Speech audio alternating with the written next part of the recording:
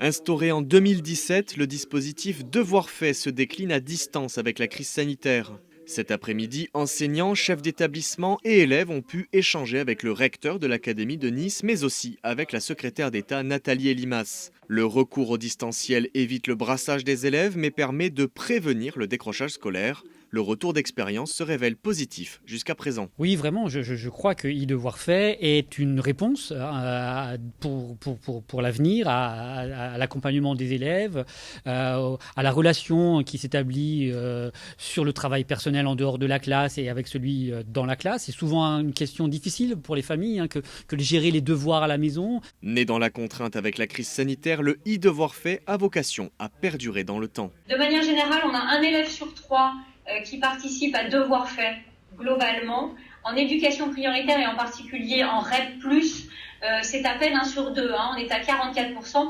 Et c'est là vraiment que l'on doit absolument soutenir et soutenir plus et mieux nos élèves. Du côté des élèves, l'aide reçue est très appréciée, d'autant qu'elle est personnalisée. Parce que ça m'aide à mieux travailler, à mieux me concentrer.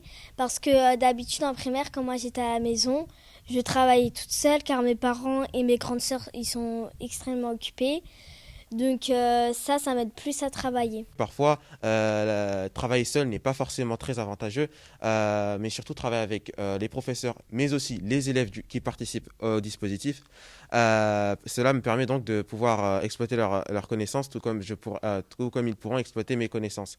C'est vrai que c'est du coaching, mais c'est surtout de l'entraide. En plus des enseignants volontaires du programme, des étudiants vont pouvoir eux aussi assurer ces heures de soutien contre rémunération. L'essai court jusqu'au mois de juin. Donc là, nous allons les rémunérer. En moyenne, un élève fait, la moyenne, je rassure, la moyenne, c'est 2 heures à peu près par semaine de devoir fait. Ils pourront avoir un ou plusieurs élèves, eh bien, selon leur disponibilité. Et ils seront payés à hauteur de 15,99 € brut de l'heure. Pour le moment, les étudiants concernés seront ceux déjà identifiés comme tuteurs ou membres d'une association d'aide aux devoirs.